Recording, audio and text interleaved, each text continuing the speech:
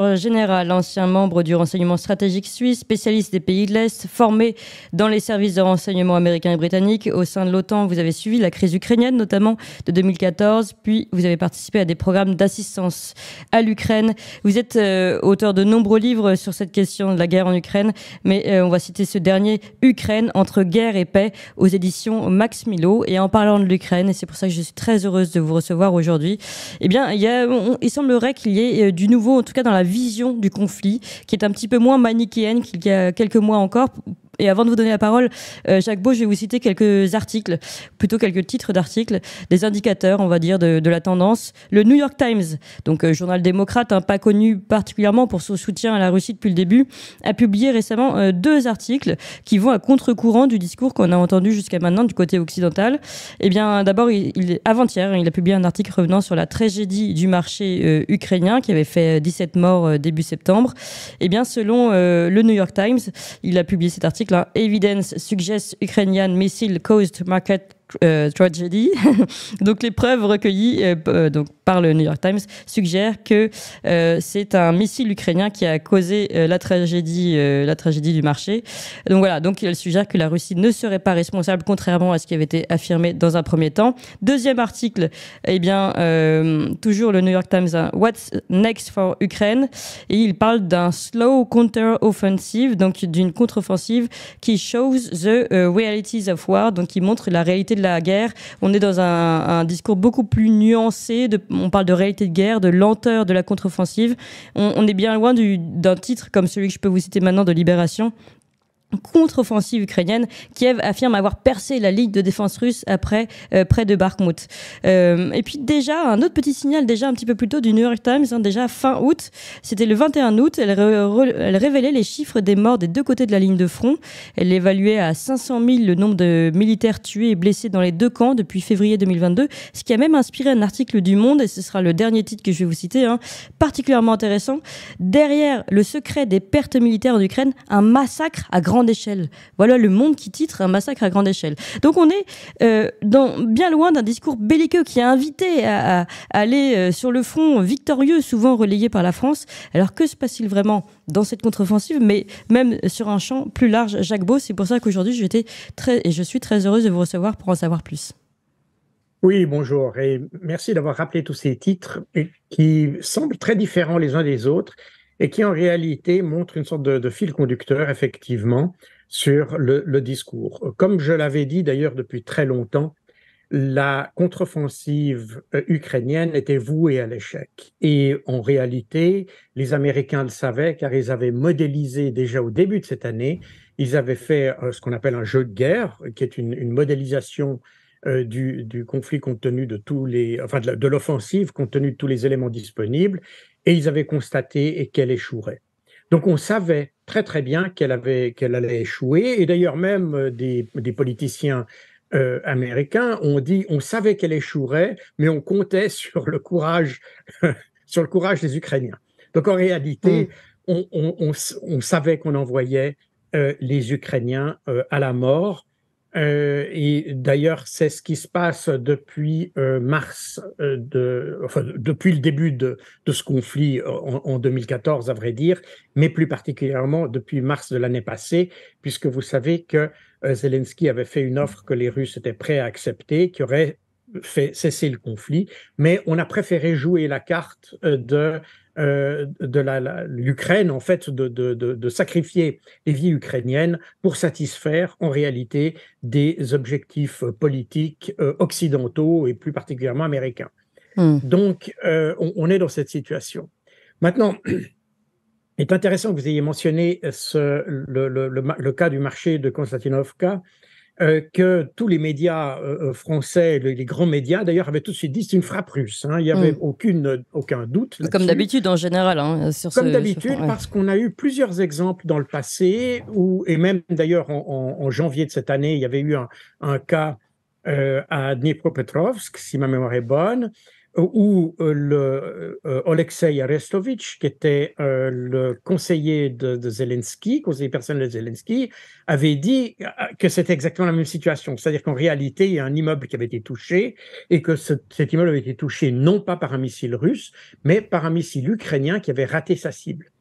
Et il a démissionné peu après ça parce que ça a déclenché un tollé dans les médias occidentaux parce on s'accroche à un narratif qui est les Russes sont méchants, les Ukrainiens sont gentils, tout ce qui est mal qui se passe ne peut être que l'affaire des Russes. Or, le problème est évidemment plus complexe que ça, et si on ne comprend pas la complexité d'un conflit, eh bien, on ne le résout pas, et c'est exactement ce qui se passe. Donc, pourquoi ce texte apparaît aujourd'hui et publié par le New York Times pour la première fois, hein, c'est la première fois que, malgré les nombreux cas qui sont passés, un grand média occidental indique qu'en réalité, c'est bien la faute des Ukrainiens. La raison est probablement à voir d'ailleurs avec ce qui se passe un petit peu actuellement à New York avec Zelensky, où il n'est pas vraiment dans la même odeur de sainteté qu'il avait connue il y a une année lorsqu'il était allé aux États-Unis. Et aujourd'hui, les Américains constatent que le soutien qu'ils apportent à l'Ukraine ne peut plus être maintenu au même rythme, en tous les cas. Il y a toujours une volonté politique de soutenir l'Ukraine, mais il n'y a plus les moyens techniques pour le faire, il n'y avait plus les ressources pour le faire, et que par ailleurs, on arrive dans une année électorale où Joe Biden aimerait arriver avec un semblant de succès, plutôt qu'avoir une casserole, que le conflit ukrainien soit une casserole qu'il traîne derrière lui. Donc, on essaye de pousser Zelensky à négocier. Or, Zelensky, il est pris par les Européens qui le poussent à continuer à se battre et par les gens, ses proches ou son cercle rapproché qui est fait d'extrémistes ultranationalistes et néo-nazis ou néo-nazis. Tout c'est un peu mélangé, il faut le dire, et qui le force à continuer à se battre.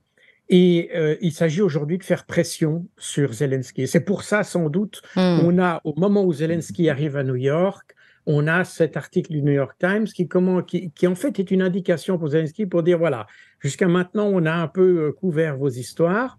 Maintenant, c'est à vous de faire un pas en avant ou de côté, comme on veut. Et on vous soutient, mais c'est à vous d'y mettre du vôtre si vous voulez qu'on continue à vous soutenir. Voilà. C'est très intéressant. En fait, c'est un petit signal parce qu'on le sait bien, vous l'avez rappelé, le New York Times d'habitude est plutôt d'ailleurs démocrate et joue plutôt le jeu du discours officiel du gouvernement américain, de ce gouvernement américain en tout cas.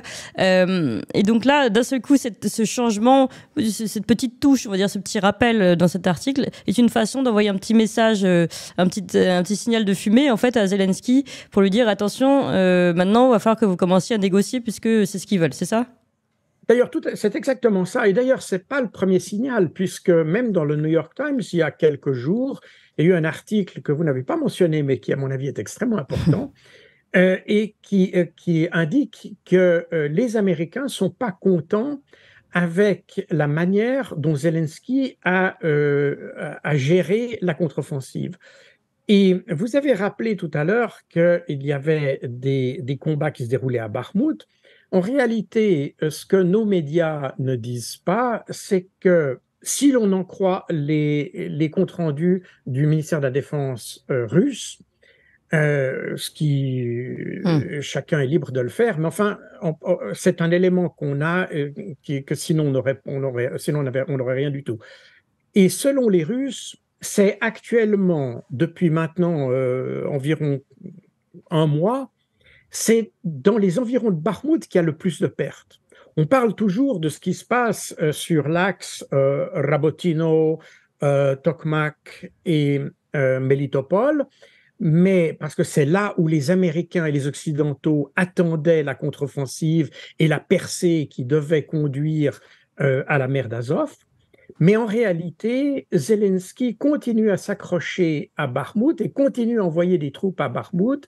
Et les Américains pensent que les ressources qui sont envoyées à Bakhmout et qui meurent à Bakhmout, parce que c'est là où il y a le plus de pertes ukrainiennes actuellement, si en envoyant des troupes à Bakhmout, eh bien, on n'a pas la capacité, on n'a pas la masse critique, si vous voulez, pour faire la percée sur Mélitopol. Et c'est donc depuis plusieurs semaines, on a une critique des Américains contre la gestion ukrainienne de De la cette contre-offensive, contre-offensive. oui. Et le général Miley a dit il y a 2 jours qu'actuellement, il n'était plus question d'atteindre la mer d'Azov, mais que cette contre-offensive n'avait que des objectifs limités. Mm. Et cela signifie probablement on voudrait se contenter d'une percée sur Tokmak, qui est à quelques kilomètres au sud de Rabotino, que les Ukrainiens d'ailleurs dont ils tentent de s'emparer définitivement depuis le mois de juin, donc en 3 mois. Je rappelle que Rabotino est un village qui, avant la guerre, comptait environ 480 personnes, donc c'est un tout petit village. Mais les Ukrainiens sont toujours pas parvenus à en prendre le contrôle. Et Tokmak se trouve à une quinzaine de kilomètres au sud de ce village. Donc l'idée que les Américains apparemment avancent de réduire l'objectif de cette contre-offensive à la prise de Tokmak, alors que même Rabotino n'est pas sous contrôle ukrainien, montre que les Américains n'ont aucun espoir que cette contre-offensive apporte un résultat qui soit significatif. Parce que l'idée initiale de cette contre-offensive était que, sur le modèle d'ailleurs, nos médias d'ailleurs sont partiellement responsables de ça. Parce qu'on a présenté les contre-offensives qu'il y avait eu en septembre et octobre de l'année passée à Kharkov et à Kherson comme des grands succès opératifs ukrainiens. Or, en réalité, les Ukrainiens n'ont fait que prendre des territoires que les Russes avaient quittés auparavant. Mais en faisant croire qu'il s'agissait d'une grande supériorité, d'ailleurs le rapport du Sénat qui a été publié sur les leçons du conflit montre qu'on s'est totalement trompé sur ces choses-là et qu'on a induit les Ukrainiens en erreur. Et les Ukrainiens pensaient que leur contre-offensive en direction de la mer d'Azov allait conduire au même résultat qu'à Kherson, c'est-à-dire qu'on allait avoir, selon notre narratif, une débandade de l'armée russe qui allait conduire à une crise politique, d'abord une crise militaire, une crise de la conduite militaire russe, puis une crise politique en Russie et finalement un changement de pouvoir à Moscou.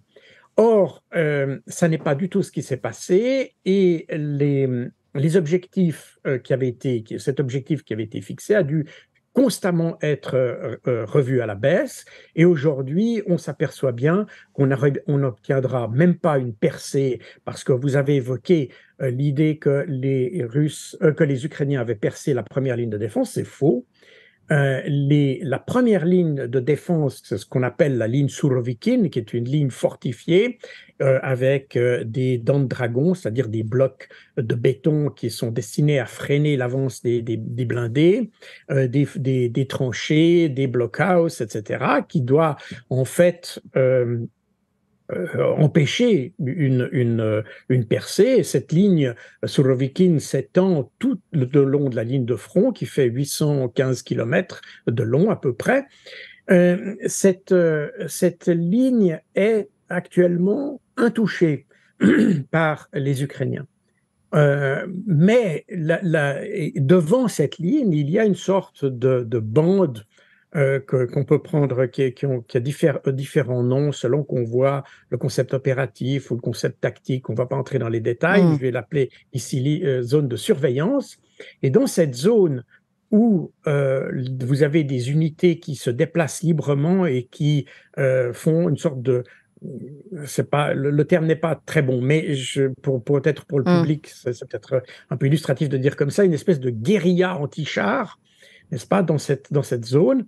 Et cette zone, alors, on peut la considérer comme zone de défense, et c'est ce que font les Ukrainiens, mais en réalité, les Ukrainiens n'ont pas dépassé cette zone de surveillance qui n'est pas encore la ligne Sourovikine. D'accord. Donc, ouais. Donc concrètement, finalement, ce que vous nous dites, c'est que la contre-offensive, finalement, n'a quasiment pas lieu.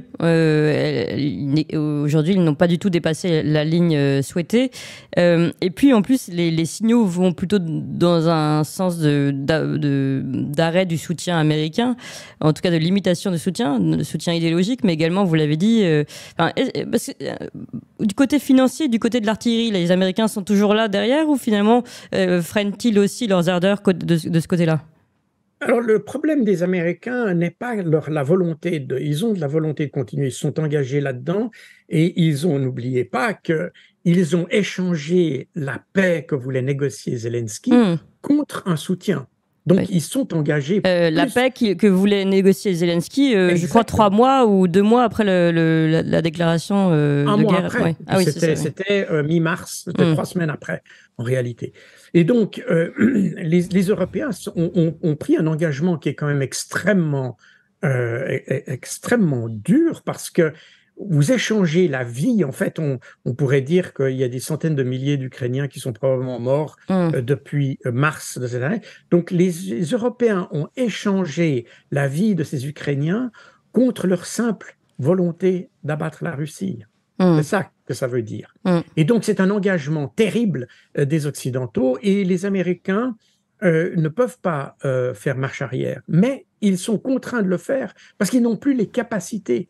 L'Ukraine consomme par jour plus que ne peut produire l'industrie américaine en termes d'obus d'artillerie. Donc, les Américains sont pris dans une sorte engrenage infernal, oui. Engrenage dans lequel ils peuvent que répondre par. D'ailleurs, c'est la raison pour laquelle les Américains ont été contraints d'envoyer ces obus à sous-munitions, parce qu'en fait, ils n'ont plus de munitions conventionnelles. Et donc, ils ont été obligés de passer à cette munition non conventionnelle, ces obus à sous-munitions. Or, les obus à sous-munitions sont des obus qui ont été conçus à la base dans les années 70, 80, notamment par les Américains d'ailleurs, pour s'opposer à une offensive. Donc, ce n'est pas une arme qu'on utilise contre des positions défensives, c'est une arme qu'on utilise contre quelqu'un qui attaque. Et c'est pour ça que quand les Américains ont fait ça, les Russes ont dit, bon, vous voulez utiliser ce type d'armes à sous-munitions, on va les utiliser aussi. Le problème, c'est que ces armes sont vraiment efficaces contre un attaquant. Or, c'est l'Ukraine qui attaque. Et donc, en réalité, là, une fois de plus, les Occidentaux se sont tirés une balle dans le pied. En fait, c'est ce qu'on appelle, c'est des situations que j'ai expliquées dans un de mes ouvrages sur la guerre asymétrique. On est dans une situation asymétrique, c'est-à-dire que la stratégie qu'on utilise se retourne immanquablement contre nous, tout simplement parce qu'on n'a pas pris tous les éléments pour juger la situation et adopter une stratégie qui soit adaptée à la situation. Et donc, on est exactement dans ce modèle-là. Et c'est la raison pour laquelle nous avons aggravé la situation des Ukrainiens plutôt que de l'améliorer en réalité. Alors ça c'est clair. Désormais, la question qui se pose, c'est quel est le sort finalement de l'Ukraine sur place quand on connaît, et vous commencez à l'évoquer, donc ces élections américaines qui vont arriver, le fait que Joe Biden ait potentiellement envie de présenter un bilan propre, bien ficelé, voilà, une affaire réglée, alors que là finalement on ne pourra présenter qu'une guerre qui s'embourbe, et ce n'est absolument pas positif. Alors, est-ce qu'il risque, finalement, est-ce que les Ukrainiens peuvent craindre aujourd'hui d'être progressivement laissés doucement par les Américains, et comment peuvent manœuvrer et les Ukrainiens et les Américains pour s'en sortir dans ce cas-là? Alors, de nouveau, je pense que la volonté politique des Occidentaux est de continuer à soutenir l'Ukraine. Donc ça, c'est clair. Mais il y a la question des élections. Le problème, on est dans une situation où si les Russes ne voient pas on est gentiment dans une situation où les Russes ont les capacités et les Ukrainiens ne les ont plus. Donc, quand vous voulez faire, et ce que veulent faire les Ukrainiens, d'ailleurs, ils ont dit qu'ils voulaient faire une guerre d'usure contre la Russie. Quand vous faites une guerre d'usure contre un adversaire qui a plus de moyens que vous partez perdant dès le départ. Et c'est ce qui se passe. Du côté russe, si les Russes n'ont pas de perspective de négociation. Ben, il y a deux possibilités pour eux. Soit ils vont dans un conflit qui s'éternise, style à la coréenne, ce que les Russes ne veulent pas, ils veulent une solution au conflit, soit ben, ils vous détruisez totalement l'Ukraine. Et c'est en fait ce système qu'on est en train de placer l'Ukraine. Et il y a encore des régions, ça fait longtemps qu'on parle, par exemple, de la question d'Odessa, qui pourrait être reprise par les Russes. Les Russes ne semblent pas être très chauds pour le faire parce qu'ils n'y sont pas contraints.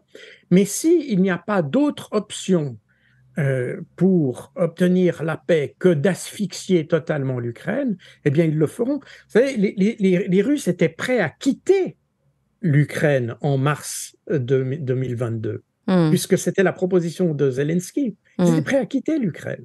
Donc les Russes ne sont pas attachés ou n'étaient pas attachés à ce territoire. Aujourd'hui, évidemment, les positions ont changé.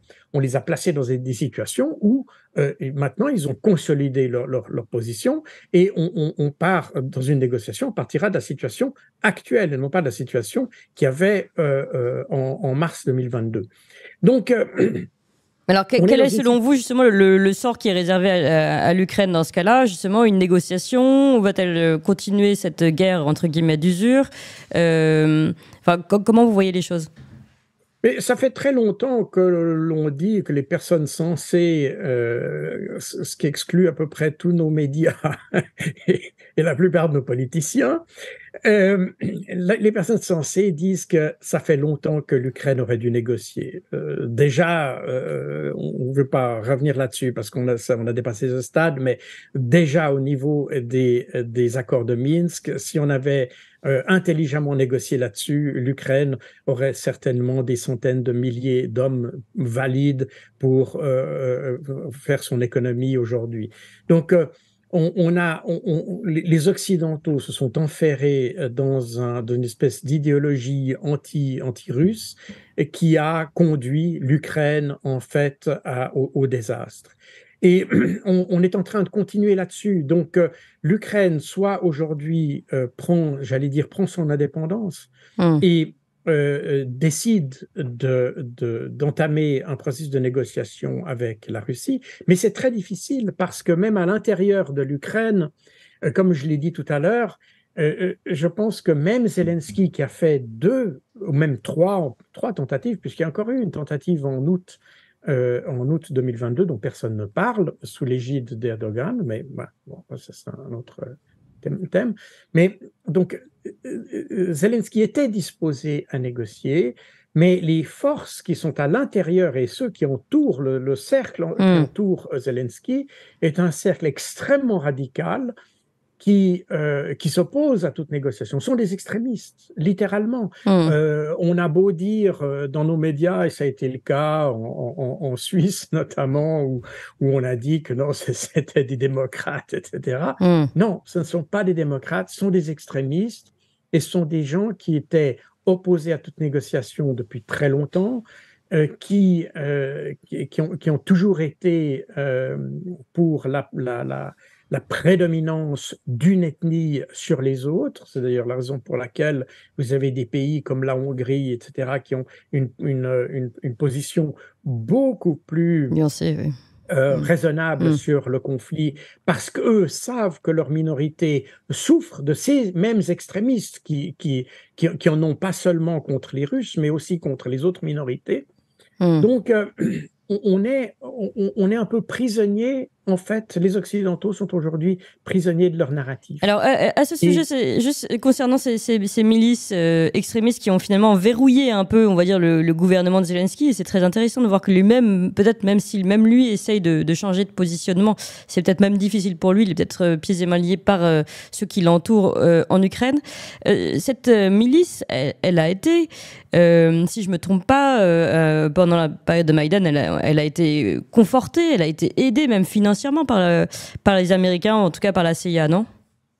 Alors, quand vous parlez de cette milice, il faut y en a plusieurs, voir les choses. Non, c'est un mouvement, n'est-ce pas? Il faut bien comprendre que historiquement,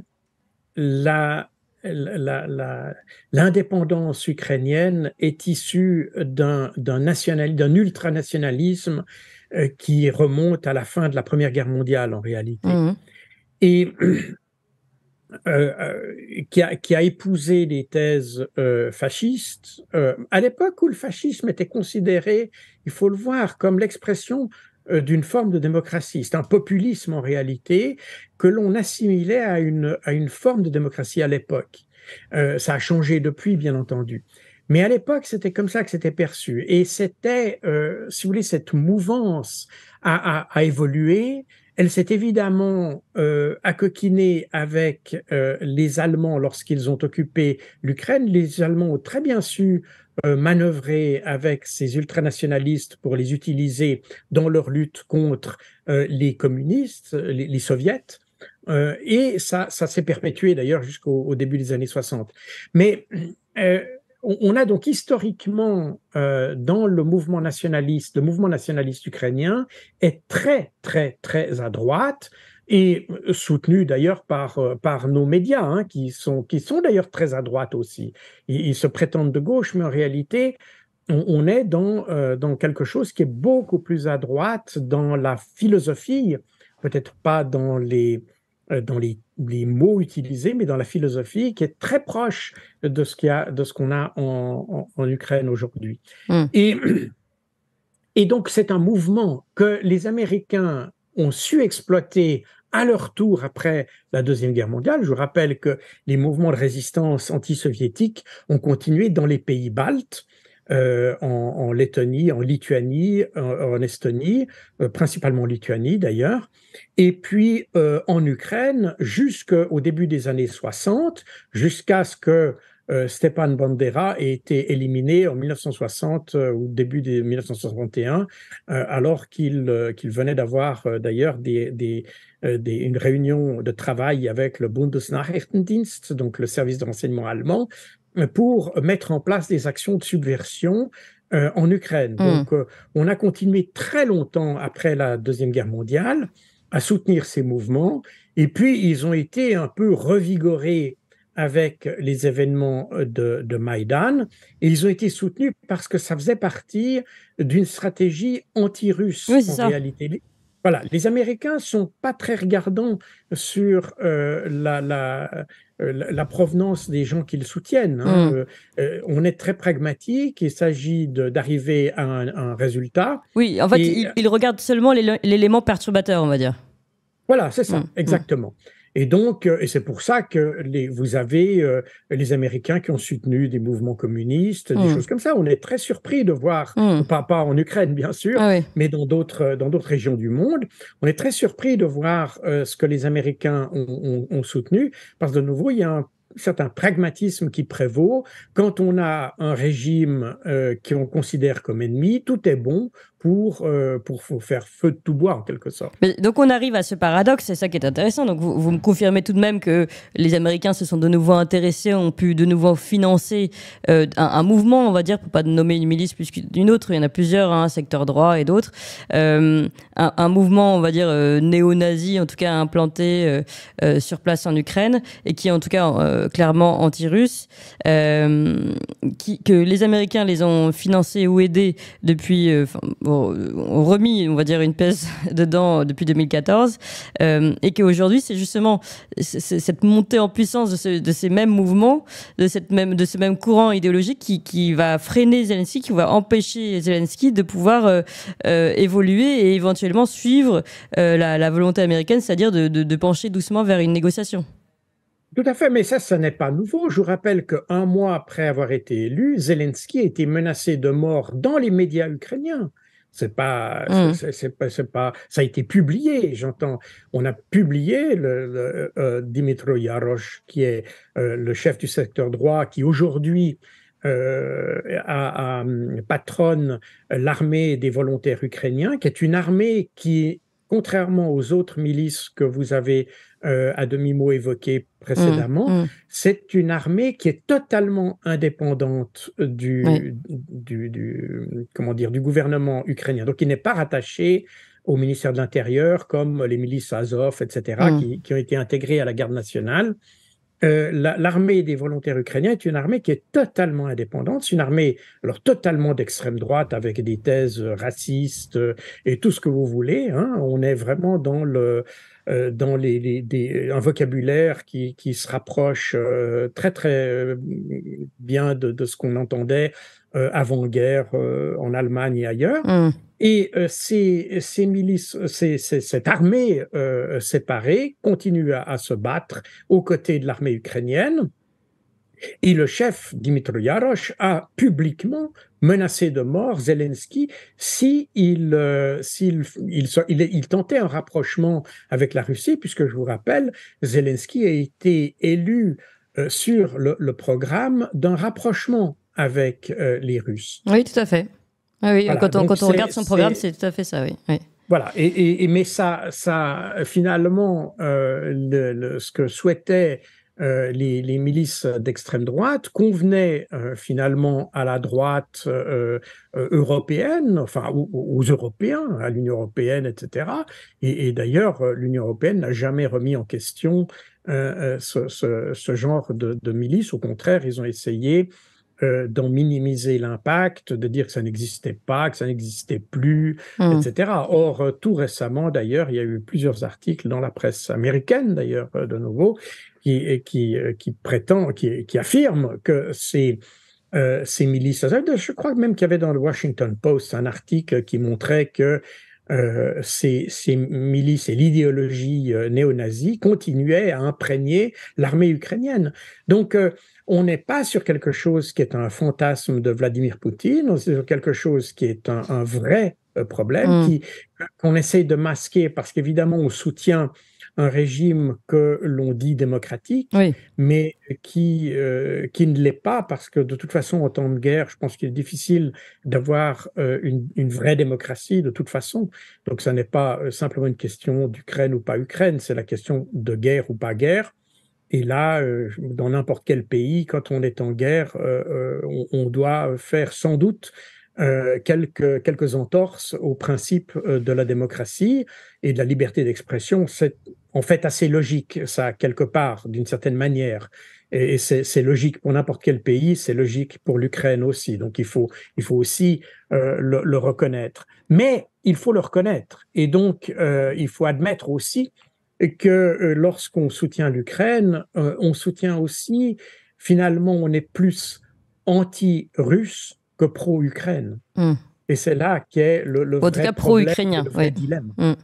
Jacques Beau, il est 10h, on dépasse un petit peu. Si ça vous dérange pas, je voudrais encore vous poser une question. On a pas mal de questions aussi sur le flux des auditeurs qui vous apprécient beaucoup. D'ailleurs, n'hésitez pas à le préciser, à mettre des petits likes sur la bande YouTube. Jacques Beau, une question. Certains se demandent si, justement, avec les élections, si jamais les républicains gagnent les élections américaines, donc a priori, probablement Donald Trump, on ne sait pas encore qui seront les autres candidats. Est-ce que ça peut changer la donne sur la scène ukrainienne?